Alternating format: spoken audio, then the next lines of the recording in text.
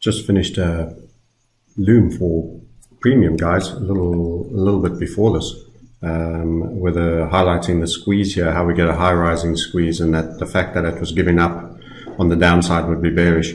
So the possibility of this being upside has changed to the likelihood of it being a downside break following that little squeeze and break.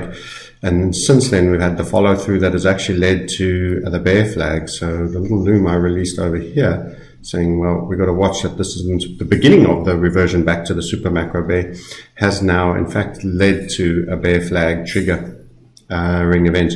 You can get a rally back to a return move there, but then longer run I would anticipate back to the big bear, which was the steamroller, for which some might have been collecting pennies, and we went to bed square last night, thankfully, after this just going tighter and squeezing there.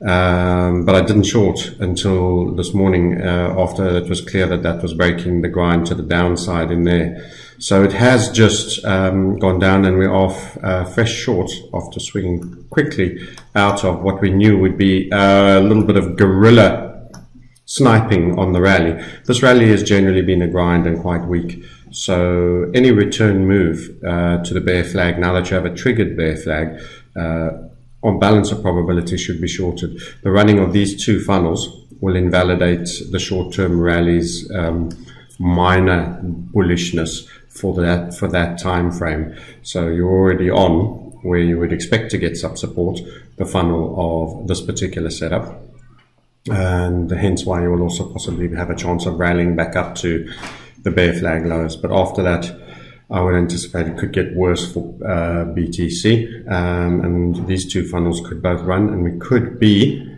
back on the super macro, which is the main goal. So yep, only gains made on the short side of late, apart from one long on BCH at this top point. So this is just telling you it's a feedback mechanism. Rallies can't be trusted. There was a small chance I thought it might get up to the return move up to this green line over here, which was our triggering, but it seems like it's rolling even sooner. So we'll see how volatile that may get. But that's your big concern, this structure. Okay, that's your update on from the Crypto Sniper. You didn't get away with the short time frame trade to the upside.